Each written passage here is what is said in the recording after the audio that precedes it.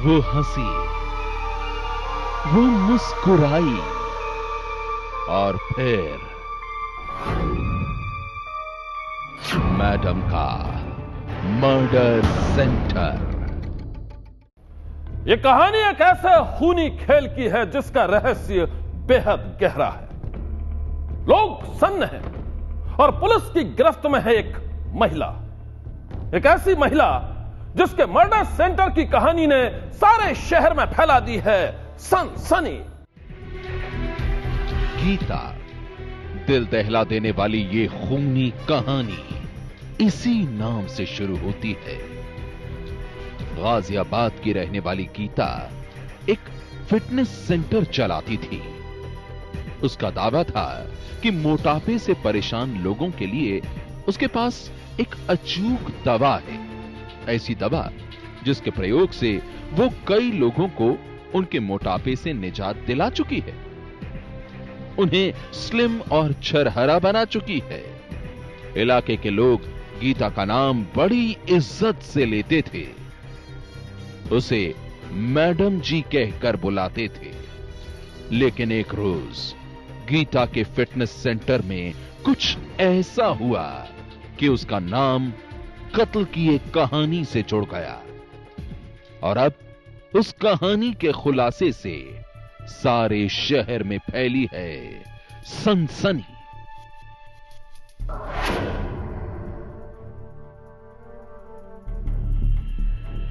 जी हां, गाजियाबाद पुलिस की गिरफ्त में खड़ी इस महिला की कहानी सुनेंगे तो सन्न रह जाएंगे। पुलिस के मुताबिक गीता नाम की यह महिला अपने घर में ही फिटनेस सेंटर चलाती थी। गीता मोटापे से परेशान लोगों का इलाज करती थी और इसी सिलसिले में कुछ दिन पहले इसकी मुलाकात हरिंदर नाम के एक शख्स से हुई थी। हरिंदर गीता के फिटनेस सेंटर में कई बार दवा लेने के लिए जा चुका था, लेकिन 17 फरवरी को जब वो गीता के फिटनेस सेंटर पहुंचा तो फिर जिंदा वापस अपने घर नहीं लौट पाया। आरोप है कि उस रोज गीता के फिटनेस सेंटर में पहुंचने के बाद हरिंदर ने जबरन वहां शराब पी और फिर गीता की बेटियों के बारे में अश्लील बातें करने लगा। गीता से यह बर्दाश्त नहीं हुआ और फिर उसने अपने 3 साथियों के साथ मिलकर हरिंदर का अपने ही सेंटर में कत्ल कर दिया। शराब पी गई थी इनके द्वारा उनके घर पे जी। और शराब पी के फिर इनमें कुछ कहा सुनी हुई आपस में, और कहा सुनी के बाद फिर वहाँ पे जब ये ज़्यादा शराब में हो गए तो चाटे वाटे मार दिए साथी वालों को, लड़कों के। उसको जाके फिर उन्होंने उसके चाकू मारा और चाकू मार के मोटरसाइकिल पे वहाँ पे डाल के। पुलिस के मुताबिक हरिंदर के कत्ल के बाद गीता के इशारे पर उसके साथियों ने लाश को एक मोटरसाइकिल पर रखा और फिर एक सुनसान इलाके में ले जाकर उसे ठिकाने लगा दिया। बाद में जब पुलिस को हरिंदर की लाश मिली तो शुरू हो गई कातिल की तलाश। जल्द ही हरिंदर के मोबाइल कॉल डिटेल की बिना पर पुलिस गीता तक पहुंच गई और फिर गीता और उसके तीनों साथियों के खूनी खेल का खुलासा हो गया। हालांकि पकड़े जाने के बाद गीता का कहना है कि उसने हरिंदर का कत्ल नहीं किया है। मौका नहीं दिया मुझे किसी ने, मेरे को कपड़ा बांध के खूब मारा गया, जेंट्सों ने लेडीजों ने मौका नहीं दिया, कुछ कहने का भी मौका नहीं दिया। जब मैं हॉस्पिटल में हमें रात को रोका, जब मौका हमें मिला तब सुबह मोबाइल हमने दिया है। तुम रिपोर्ट भी दर्ज कराने गई थी मोबाइल खोने की? डर के मारे मैं चली गई थी, वो मैं अपनी गलती मंजूर कर रही हूँ, मैं ना नहीं कर रही। ऐसा है जी, जांच करा लो, बिल्कुल बारीकी से जांच करा लो, जो कुछ भी मिले। पुलिस अब हरिंदर के कत्ल के आरोप में पकड़ी गई गीता और उसके तीनों साथियों के खिलाफ पुख्ता सबूत जुटा रही है, जबकि इलाके के लोग एक फिटनेस सेंटर चलाने वाली महिला की खूनी कहानी सुनकर सन्न हैं। सनसनी के लिए गाजियाबाद से विपिन तोमर की रिपोर्ट। फिटनेस सेंटर चलाने वाली एक महिला के गुनाह की सनसनीखेज वारदात के बाद अब कहानी एक और खूनी खेल की, एक ऐसी ब्यूटिशियन की जिससे एक शख्स से दोस्ती हुई तो उससे प्यार भी हो गया, और जब प्यार की वो कहानी आगे बढ़ी तो खत्म हो गई उस ब्यूटिशियन की जिंदगी। दिल दहला देने वाली ये कहानी है क्रिकेट पर सट्टा लगाने वाले एक सटोरिये की। नाम है संजीव कुमार महाजन। एक ऐसा शख्स जो अक्सर ही दिल्ली के एक मेंस सैलून में जाता था। वहीं एक रोज उसकी मुलाकात वहां काम करने वाली पिंकी नाम की एक औरत से हुई। लीजिए सर, हो गए आपके बाल। Thank you.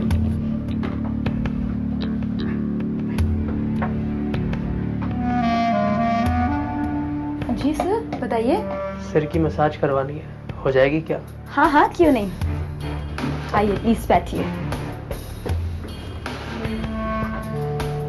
पिंकी ने हंसते हुए संजीव से बातें की और इसी बात ने संजीव को पिंकी का कायल बना दिया। एक ब्यूटिशियन होने के नाते पिंकी अपना काम कर रही थी, जबकि संजीव तो मन ही मन उससे दोस्ती के ख्वाब संजो रहा था।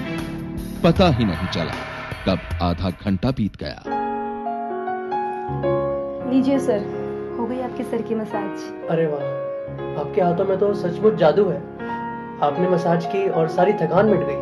Oh thank you sir. Sir अगर आपको हमारी सर्विस इतनी अच्छी लगे तो आप वादा कीजिए, अगली बार हमें मौका जरूर देंगे। क्यों नहीं, sure, why not. Oh thank you sir.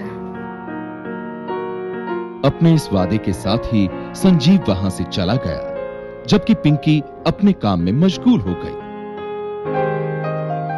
लेकिन कौन जानता था कि जल्द ही ये छोटी सी मुलाकात दोस्ती के खूबसूरत एहसास में बदल जाएगी।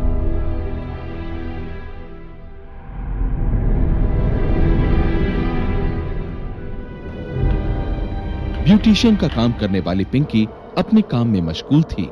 तभी दरवाजे पर एक दस्तक हुई। नजरें उठी तो देखा सामने संजीव खड़ा है।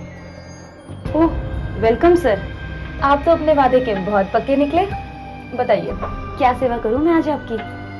कुछ नहीं, आज सिर्फ आपसे बात करने का ही मन है। क्या? ठीक है, अगर आपको ऐसा ही लगता है तो मैं यही करती हूँ। बताइए क्या बात करना चाहते हैं आप मुझसे? संजीव जो सोचकर घर से चला था, एक ही झटके में उसने वो बात पिंकी को कह दी। उसे यकीन था कि पिंकी उसकी इन बातों को दिल लगी में उड़ा देगी, लेकिन हैरत तो तब हुई जब पिंकी ने मुस्कुराते हुए उसकी बातें मान ली और बेझिझक होकर उससे गप करनी शुरू कर दी। दोनों घंटों तक एक दूसरे से बातचीत करते रहे और फिर बातों ही बातों में अच्छे दोस्त भी बन गए। एक बार पिंकी और संजीव की दोस्ती हुई तो फिर बाहर मिलने जुलने का सिलसिला भी चल पड़ा। हर मुलाकात के साथ दोनों की दोस्ती गहरी और गहरी होती गई।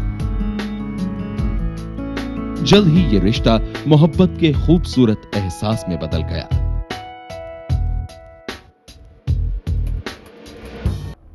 संजीव से पिंकी की दोस्ती हुई तो उसने उसके घर भी आना जाना शुरू कर दिया। बेशक पिंकी शादीशुदा थी, लेकिन इसके बाद भी दोनों के रिश्तों में कोई बदलाव नहीं आया। इसी बीच संजीव ने पिंकी को एक ब्यूटी पार्लर भी खोल कर दे दिया। संजीव एक मेंस सैलून में काम करने वाली शादीशुदा पिंकी से प्यार करता था। उसे अपना सबसे गहरा दोस्त समझता था।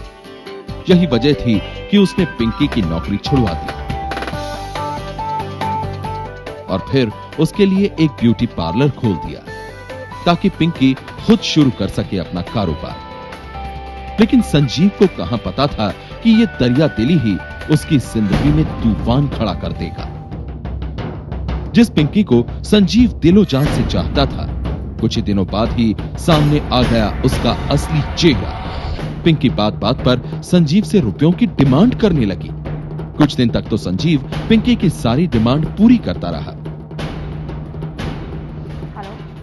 लेकिन जब पिंकी ने एक रोज 15 लाख रुपयों की डिमांड की तो उसने अपने हाथ खड़े कर दिए। बहुत हो गया यार, तुम्हारी अब मैं डिमांड और पूरी नहीं कर सकता। क्या? अच्छा तो तुम मेरी डिमांड पूरी नहीं करोगे तो फिर अपनी जेल जाने की भी तैयारी कर लो। तुम मुझे अभी जानते नहीं हो, मैं तुमको झूठे मामले में फंसा दूंगी, समझे?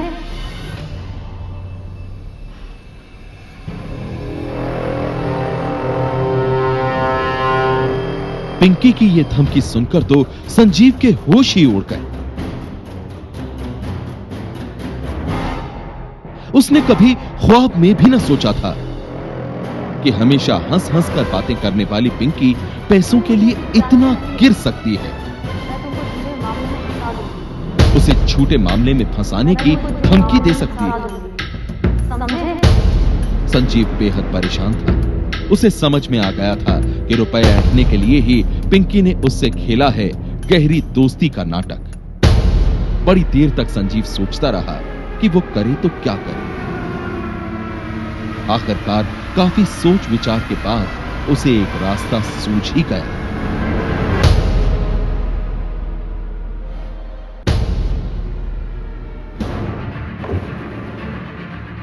संजीव अपनी कार में सवार होकर पिंकी के घर जहांगीरपुरी पहुंचा। उस वक्त घर में पिंकी के साथ ही उसका पति भी था।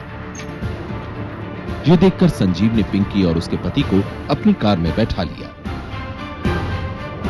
और फिर बातचीत के बहाने उन्हें जहांगीरपुरी मेट्रो स्टेशन के पास ले गया।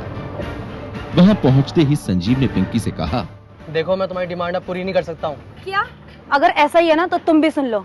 ऐसा इल्जाम लगाऊंगी ना कि जिंदगी भर जेल में कट जाएगी तुम्हारी।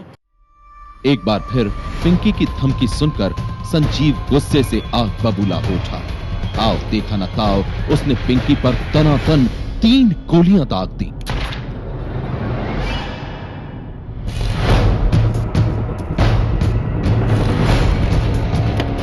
गोलियां लगते ही पिंकी ढेर हो गई। इसके बाद संजीव अपनी कार में सवार होकर वहां से भाग गया।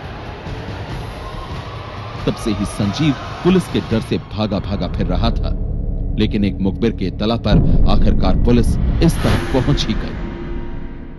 उस घर में कौन रहता है लोग ये जानते तो थे, लेकिन उस घर की कहानी क्या है ये शायद ही किसी को मालूम थी। इससे पहले कि ये राज खुल पाता, एक दिन अचानक उस घर के 4 सदस्यों की मौत हो गई और अब मौत के खौफनाक रहस्य में उलझी है पुलिस।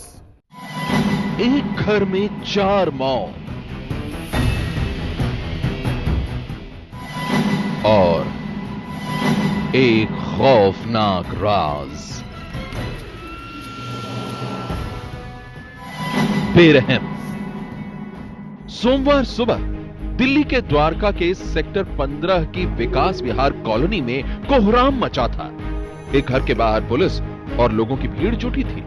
सबकी नजर घर के दरवाजे पर टिकी थी और थोड़ी ही देर बाद उस घर से निकाली जाने लगी लाशें। पुलिस ने जब इस घर से एक के बाद एक 4 लाशें बाहर निकाली तो लोग कांप उठे। ये सभी एक ही परिवार के थे। 2 बच्चे, उनकी मां और बच्चों का पिता। एक साथ ही पूरा परिवार खत्म हो गया।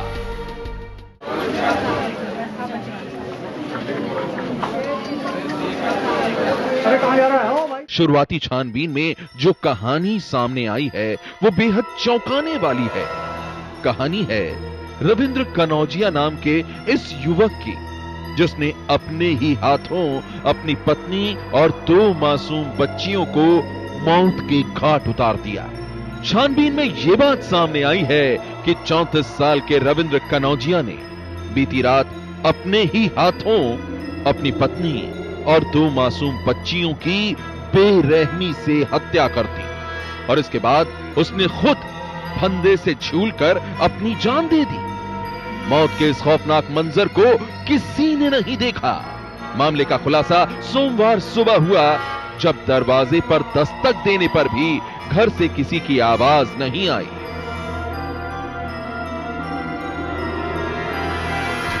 करीब हमें 8 बजे इंफॉर्मेशन मिली थी कि एक आदमी और अपने बच्चों को और वाइफ को मार के वो लटका हुआ है। तो उस पे आके देखा, चेक किया है। अभी आगे इन्वेस्टिगेशन बाकी है, इन्वेस्टिगेशन कर रहे हैं। किस तरीके की इंजरी मिली है? तीनों की डेड बॉडी हेड इंजरी में है और एक लटका हुआ मिला है, खुद रविंदर जो है वो। छानबीन में जुटी पुलिस को मृतक रविंद्र कनौजिया का कोई सुसाइड लेटर भी नहीं मिला है और न ही किसी पारिवारिक झगड़े की बात सामने आई है। ऐसे में कयास ये लगाया जा रहा है कि रविंद्र ने पैसे की तंगी की वजह से खुद और अपने परिवार को मौत देने का फैसला किया होगा। पुलिस इस थ्योरी पर भी जांच कर रही है, लेकिन वो फिलहाल कुछ भी कहने से बच रही है। सनसनी के लिए दिल्ली से अभय पराशर की रिपोर्ट।